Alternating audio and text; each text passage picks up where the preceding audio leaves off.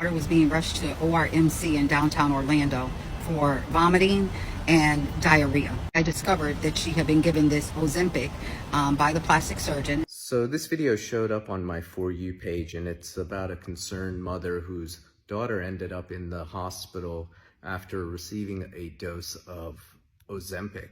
It's a sad story, but there are some inconsistencies in what was being said about the medication, so I thought I'd just make a quick video to clarify some things, as these medications can actually be quite beneficial, safe, and effective for those individuals that need them. Ozempic is the brand name for a medication called Semaglutide, which is the generic form. There are actually two brands of it, Ozempic and Wegovy, both manufactured by the same company.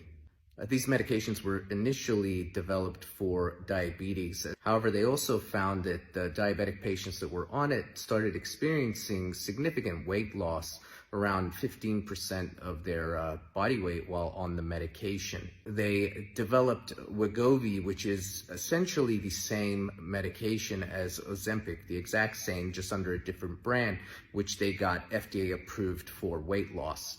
So Wegovy is FDA approved for weight loss, Ozempic is not, yet people are still using Ozempic for weight loss as well.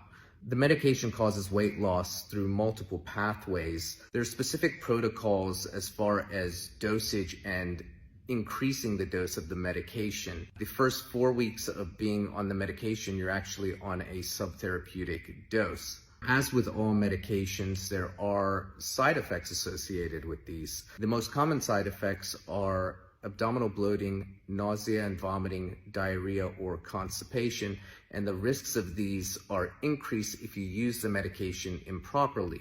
There are also the risks of developing gallstones and inflammation of the gallbladder, and pancreatitis, which is inflammation of the pancreas.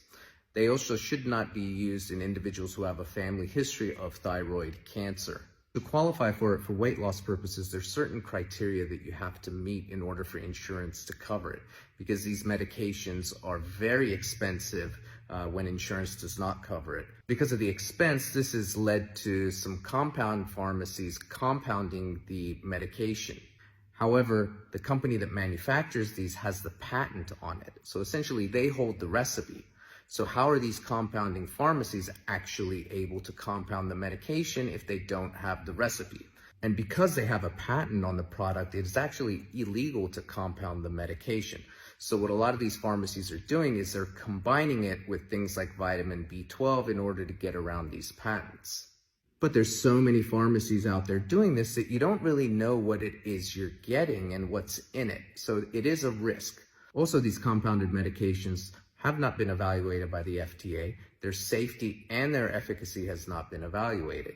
Although I don't know the exact details of what happened in this young girl's case, there are multiple possibilities. One is that the dose was too high for her to start off with, so she started experiencing these side effects.